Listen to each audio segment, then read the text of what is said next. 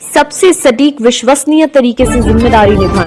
Heat stroke को लेकर Indian medical association Kanpur में प्रेस वार्ता का आयोजन किया गया, जिसमें ये बताया गया कि हीट स्ट्रोक है क्या, इससे किस तरह से बचाव किया जाए। चूँकि गर्मी में टेम्परेचर बहुत ज़्यादा हो जाता है और उससे जो है वो हीट हो जाता है, हीट स्ट्रोक हो जाता है, लू लग जाती है और तमाम परेशानियाँ पैदा हो जाती हैं। अगर इस स्थिति में ऐसा मामला आए तो क्या किया जाए, यहाँ पर प्रेस वार्ता में सब बताया गया। कि हीट स्ट्रोक जो होता है अत्यधिक गर्मी की वजह से होता है और इसमें थर्मल इंजरीज होती है हमारे ब्रेन पे।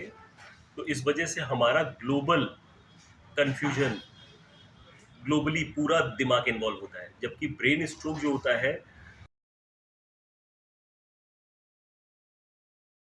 इवेपोरेट हो जाती है, बाहर निकल जाती है। तो हमारी बॉडी काफी सक्षम है इस सब चीजों के लिए, बशर्ते हम डिहाइड्रेटेड ना हो। मतलब अगर हमारे अंदर पानी की कमी है, हम पानी ठीक से पी के ही नहीं निकले, तो हम जैसे ही हीट के कांटेक्ट में आएंगे तो हमारा हाइपोथैलेमस ने सिग्नल तो भेजा, लेकिन पानी की कमी है तो क्या इवेपोरेट होगा।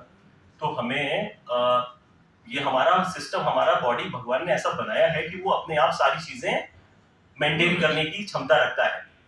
अच्छा, इसीलिए जैसे अगर हमें मान लीजिए हमें मैराथन दौड़नी है इतनी गर्मी में, तो लोग पहले से ही हफ्ते 2 हफ्ते 3 हफ्ते पहले से प्रैक्टिस शुरू करते हैं ताकि अपनी बॉडी को एक्लिमेटाइज कर ले जाए।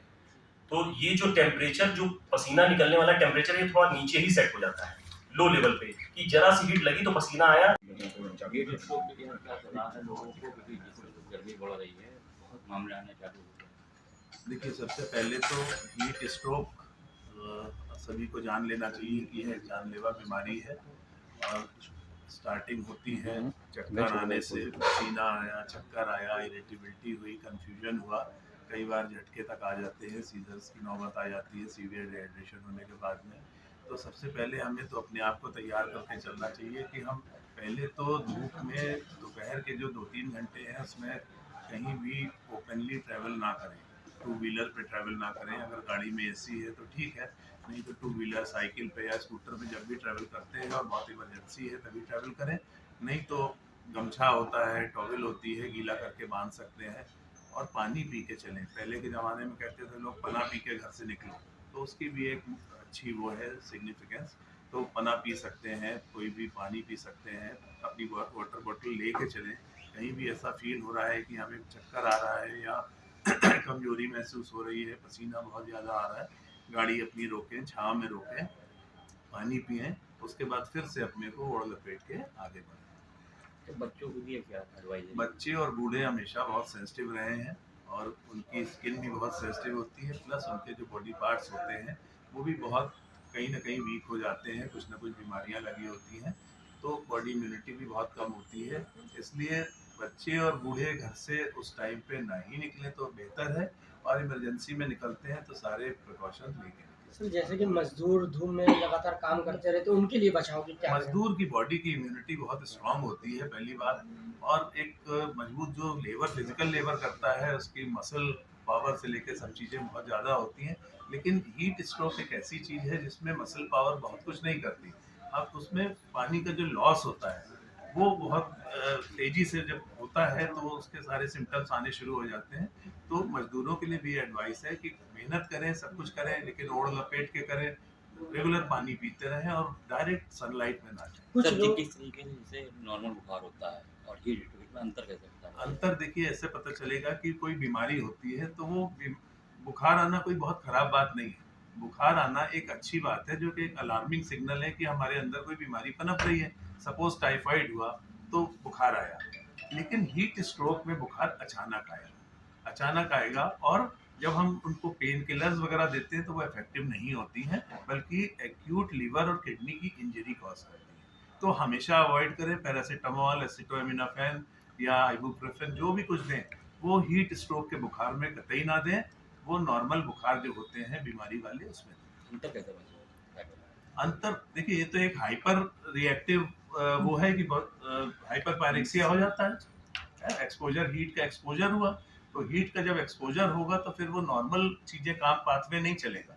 वो जब हम टेम्परेचर के, बॉडी टेम्परेचर को लोअर करेंगे without any antipyretics, then it will be effective. चाहिए। सर क्या नाम है और आज किस लिए क्या प्रेस कॉन्फ्रेंस और क्या मुद्दे रहे? मेरा नाम पुनीत दीक्षित है, मैं न्यूरोलॉजिस्ट हूँ और आज हीट स्ट्रोक पे हमने यहाँ वार्ता करी, कैसे हीट स्ट्रोक से बचाव किया जाए और कैसे हीट स्ट्रोक को डिफरेंशिएट किया जाए नॉर्मल ब्रेन स्ट्रोक से। यही टॉपिक पे हमने आज बात करी। तो क्या इसमें मतलब किस तरह हीट स्ट्रोक क्या है और ब्रेन स्ट्रोक क्या है, क्या अंतर है इसमें?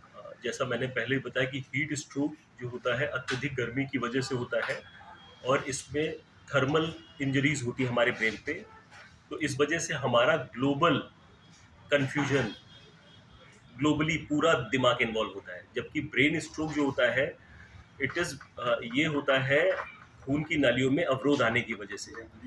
तो इसकी वजह से फोकल न्यूरोलॉजिकल डेफिसिट मतलब एक अंग विकलांग होता है, जैसे हाथ में या पैर में पैरालिसिस या आवाज चली जाती है जी। या समझने में। लेकिन वहीं पर हीट स्ट्रोक जो होता है वो गर्मी बढ़ने की वजह से उसमें हमारा दिमाग कंफ्यूजन में गफलत में चला जाता है।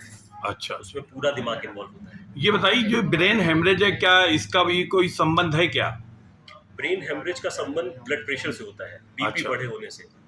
अगर बीपी बढ़ा हुआ व्यक्ति नशा करता है, खास तौर से अल्कोहलिक है या बहुत तनावपूर्ण जीवन शैली में रहता है, या जो ब्रेन हेमरेजेस होते हैं ये ज़्यादा संभावना इसकी ठंड में होती है। क्रोनो रिस्क डिजीज है, ठंड में अचानक से बीपी बढ़ता है, तो ये ब्रेन हेमरेजेस बहुतायत मात्रा में ठंड में ज़्यादा मिलते हैं।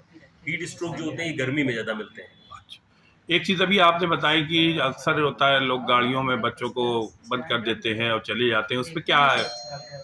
देखिए क्या होता है कि अगर बच्चों की स्किन हमारी स्किन के कंपैरिजन में 5 गुना 3 to 5 टाइम जल्दी हीट एब्जॉर्ब कर लेती है। तो अगर हम और बंद गाड़ियों में ग्रीन हाउस इफेक्ट होता है कि बंद गाड़ियां हीट एब्जॉर्ब तो करती है लेकिन बाद में बाहर फेंक नहीं पाती हैं।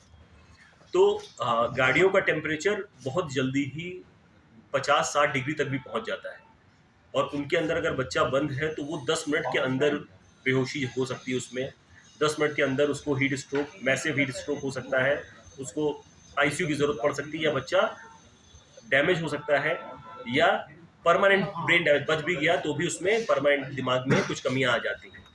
ये ब्रेन वो हीट स्ट्रोक में बच्चों और बुजुर्गों के लिए क्या मैसेज देंगे आप? बच्चे और बुजुर्ग ये ज़्यादा प्रोन होते हैं हीट स्ट्रोक के लिए, तो इनको पीक आवर्स में मतलब 11 से 4 के बीच में धूप में नहीं आना चाहिए, बाहर नहीं आना चाहिए। इनको अपने सारे काम अर्ली मॉर्निंग या फिर इवनिंग के बाद ही करना चाहिए। खास तौर से जो लू होती है, हीट वेव्स, इनसे बचना चाहिए। इनसे बचाव बच्चों का और बुजुर्गों का रखना बहुत ज़रूरी है। इवेपोरेट हो जाती है, बाहर निकल जाती है। तो हमारी बॉडी काफ़ी सक्षम है इस सब चीज़ों के लिए, बशर्ते हम डिहाइड्रेटेड ना हो। मतलब अगर हमारे अंदर पानी की कमी है, हम पानी ठीक से पी के ही नहीं निकले, तो हम जैसे ही हीट के कांटेक्ट में आएंगे तो हमारा हाइपोथैलेमस ने सिग्नल तो भेजा, लेकिन पानी की कमी है तो क्या इवेपोरेट होगा? तो हमें ये हमारा सिस्टम, हमारा बॉडी भगवान ने ऐसा बनाया है कि वो अपने आप सारी चीजें मेंटेन करने की क्षमता रखता है। अच्छा, इसीलिए जैसे अगर हमें मान लीजिए हमें मैराथन दौड़नी है इतनी गर्मी में, तो लोग पहले से ही हफ्ते 2 हफ्ते 3 हफ्ते पहले से प्रैक्टिस शुरू करते हैं ताकि अपनी बॉडी को एक्लिमेटाइज कर ले जाए। तो ये जो टेम्परेचर, जो पसीना निकलने वाला टेम्परेचर, ये थोड़ा नीचे ही सेट हो जाता है लो लेवल पे, कि जरा सी हीट लगी तो पसीना आया। ज्यादा सीरियस प्रॉब्लम नहीं होती है अगर टाइमली मैनेज किया जाए तो। दूसरा चीज ये है कि बढ़ जाता है इस तरह से, लेकिन उसमें कोई भी ये हमारे जो वाइटल ऑर्गन्स